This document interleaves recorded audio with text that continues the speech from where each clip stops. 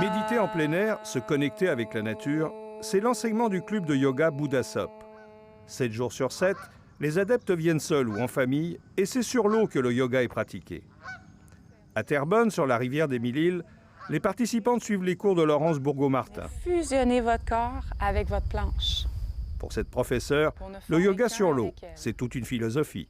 On essaie de travailler sur l'alignement de l'esprit, de l'âme et du corps. Dans le SOP Yoga, là, on le pratique parce qu'on devient un tout, on se fond dans la nature, donc la nature devient nous et nous, on devient la nature.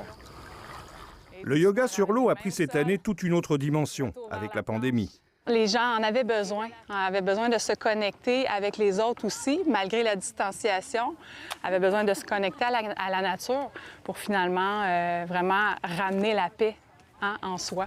Le SOP Yoga ou le yoga sur l'eau ne date pas d'hier. Le SOP, ça vient en fait de la Polynésie. C'était plus la royauté qui se promenait d'île en île pour se déplacer sur des grandes planches de bois. Puis ensuite, ça a été repris par un surfeur émérite d'Hawaï aux alentours des 1940. Après plus d'1 heure sur l'eau, les participantes comme Sylvie ont atteint une certaine plénitude.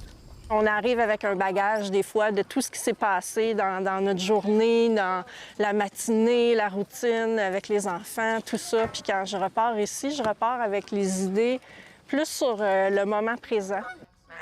En ces temps de pandémie, être en symbiose avec la nature et reposer son corps et son esprit prend ici tout son sens. Dans les témoignages des adeptes du yoga, le sentiment de flottement est souvent rapporté. Cela n'aura jamais été aussi vrai avec le SOP Yoga. Ici Robert Frozy, Radio-Canada, Terrebonne.